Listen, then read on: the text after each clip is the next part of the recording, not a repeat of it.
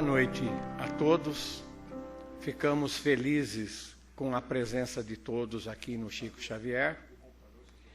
E nessa noite a gente vai falar sobre pactos, maldições e talismãs. O objetivo disso é mostrar, segundo o Espiritismo, como funciona.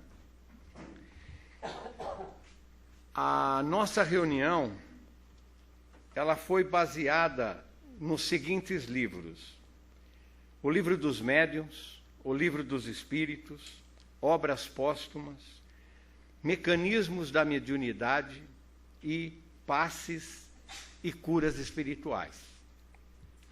Se nós conseguíssemos manter o nosso padrão vibratório numa determinada constância, a nossa aura emitiria uma radiação de aproximadamente 2 centímetros.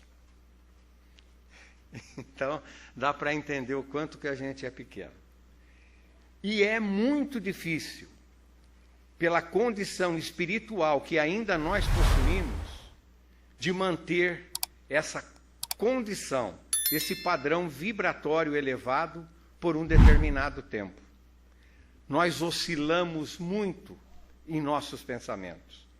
Então nós vamos até o céu com os nossos pensamentos e, infelizmente, nós caímos também em certos locais onde o nosso padrão vibratório ele realmente requer cuidados.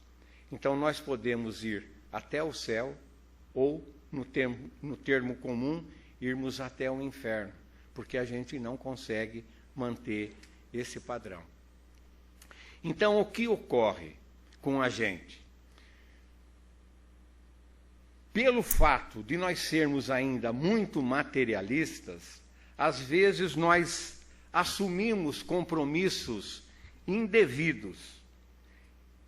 Então, a gente busca alternativas perigosas.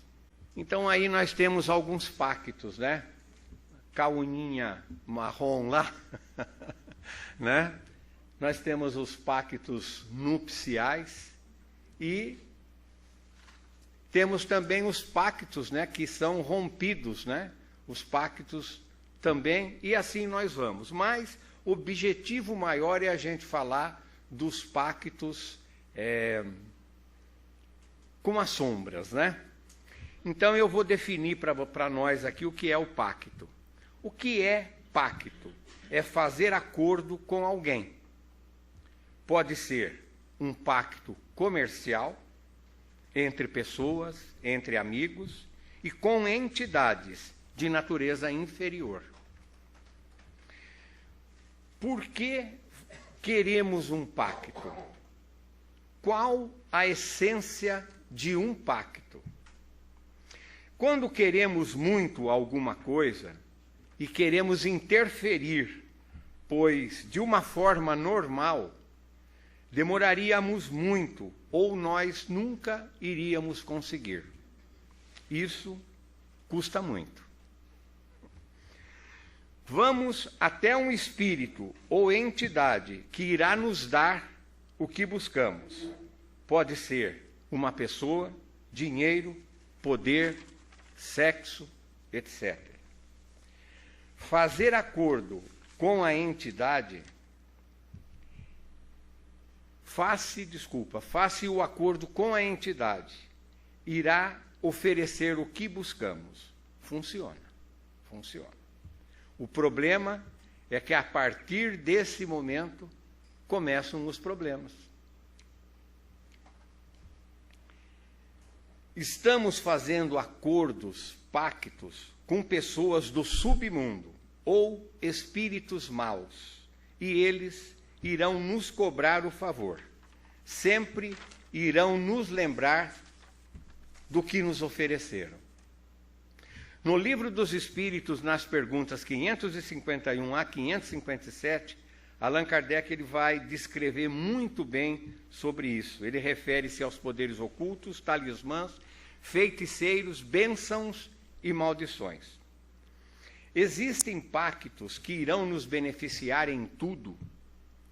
Existe a possibilidade de vender a alma a Satanás para obter a felicidade total nesse mundo? Existem espíritos que atendem. Certas pessoas possuem um poder magnético muito grande, do qual podem fazer mau uso, se o seu próprio espírito for mau. Então, as pessoas que possuem esse magnetismo e eles tiverem, vamos dizer, forem espíritos ainda bem inferiores, eles são propensos a fazer isso. Neste caso, eles podem ser assessorados por outros espíritos maus. Não podemos esquecer da lei de ação e reação. Quando entramos em contato com espíritos maus, estamos abrindo a nossa casa mental. E há inúmeros espíritos que irão não só habitar a nossa casa mental, como morar em nossa casa também. Eles vão nos sugestionar a satisfazer os seus desejos. Seremos obrigados a servir esses espíritos. Eles vão se alimentar, comer da mesma comida que comemos. Eles vão viver no ambiente em que nós vivemos. Como foram atraídos por nós, essas companhias, estes espíritos, nós vamos ter que conviver com eles. Seremos sugestionados pelas ideias que eles possuem. É o princípio do vampirismo. Quem estudou espiritismo vai saber muito bem o que é o vampirismo. As uniões que nós fazemos com espíritos inferiores, eles nos cobram depois. Eles nos cobram depois. A nossa energia será sugada, consumida por eles. Portanto, o pacto é um espírito de natureza má, simpatizando com espíritos malfazejos. Isso quer dizer que quem busca um pacto, ele realmente possui ainda uma natureza má, certo? Então, ele vai fazer acordo com espíritos da mesma natureza que ele possui. Existe um livro, inclusive esse livro foi gravado, chama-se O Retrato de Dorian Gray. É de Oscar Wilde. Esse filme aí, o personagem principal, ele faz um acordo com o demônio que ele pede a juventude eterna. Então, quem quiser assistir esse filme, é muito interessante, é muito bom. E dá para ter uma ideia direito, bem perfeita do que é o pacto, porque ele sempre vai ter a companhia dos espíritos, né? Ele sempre vai ser acompanhado por esses espíritos e ele sempre vai ser, de uma certa forma, obsedado por esses espíritos. Maldições.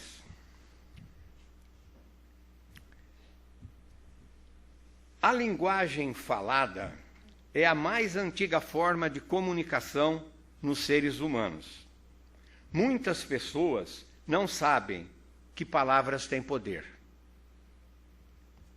A boca fala do que o coração está cheio. O apóstolo Tiago compara a língua com a força de um cavalo, com a leme de um navio. Ele disse que a língua é como um fogo, a língua é um poder. Os pecados da língua são fáceis de cometer. Na carta de Tiago, capítulo 3, é dedicado ao domínio da língua, que pode trazer muitas bênçãos e também grandes prejuízos. Assim diz a carta.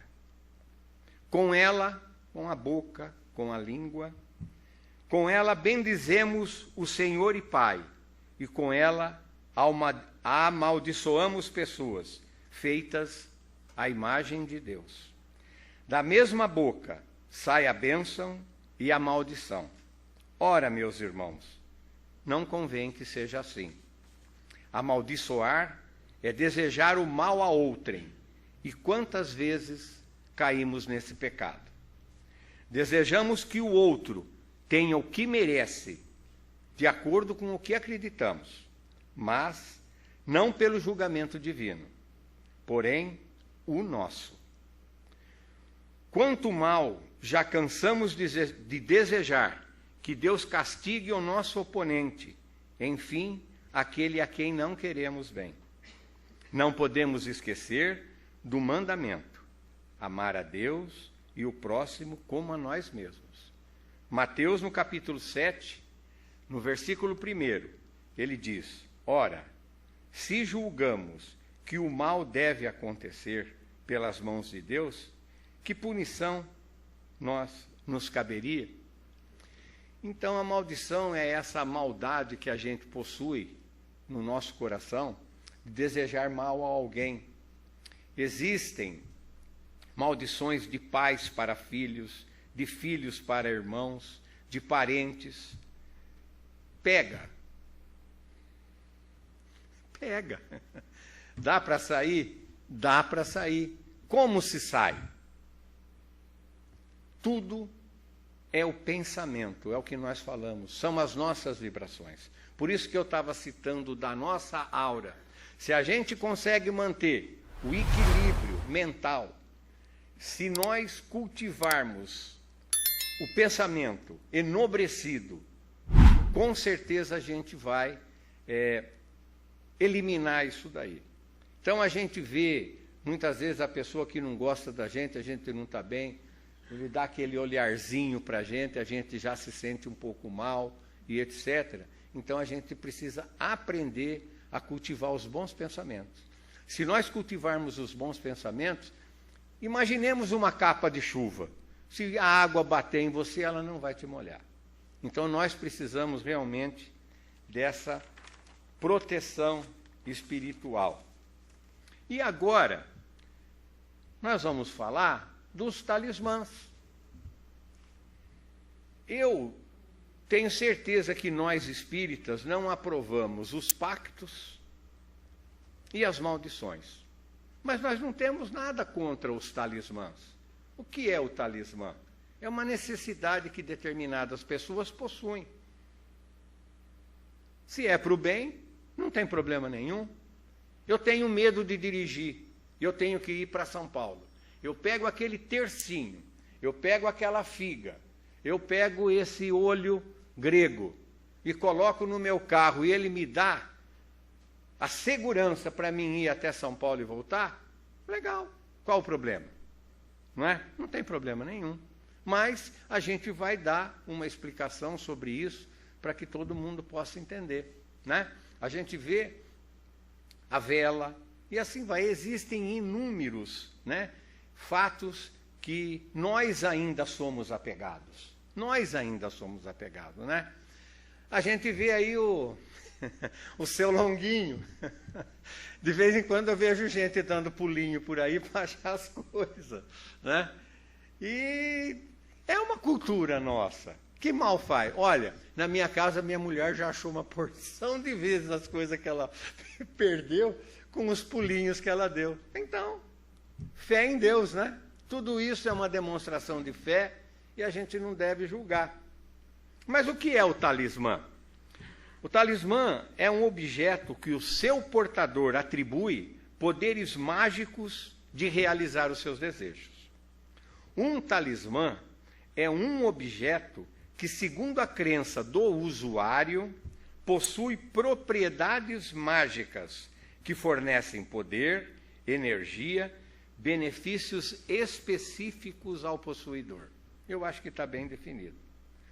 Quando nós formos evangelizados ou espiritualizados, com certeza nós deixaremos a matéria de lado e nós iremos utilizar com maior teor o pensamento, né? Que é...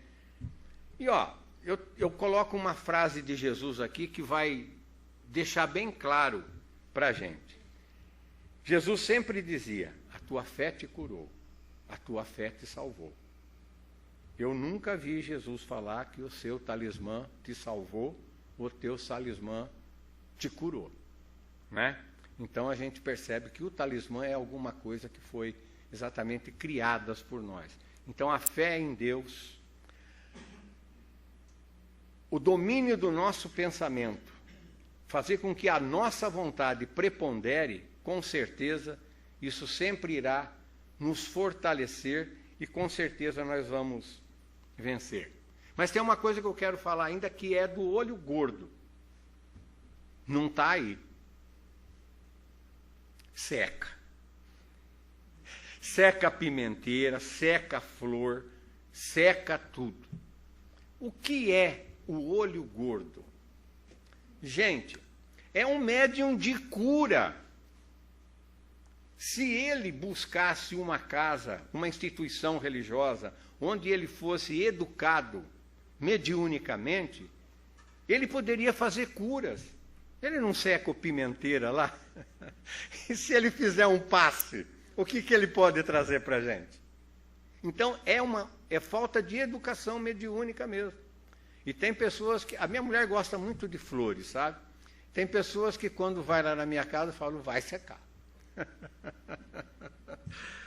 Então, eu vou definir o que Divaldo fala do olho gordo. É Divaldo Pereira Franco que vai dizer. Existe olho gordo? Ele responde assim: intensa vibração mental que alguém que é dominado por sentimentos inferiores. Então, é intensa vibração mental de alguém que é dominado por sentimentos inferiores.